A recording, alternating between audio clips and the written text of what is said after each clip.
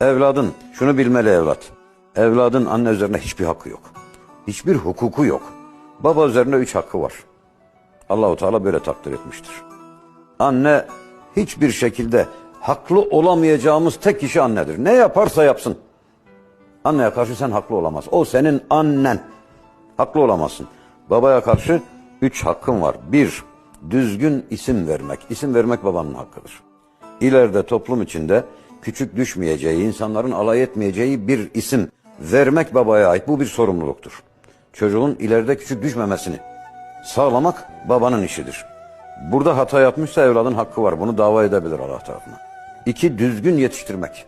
Yetiştirme olayı babaya ait. Mesuliyet. Temeli anne atıyor ancak gerisini baba halledecek. Ve 3. Erkekler için sünnet ettirmek yine babanın işidir. Ha bu üçün dışında babayla da hiçbir hukuku yok. Öf demek bile yasak.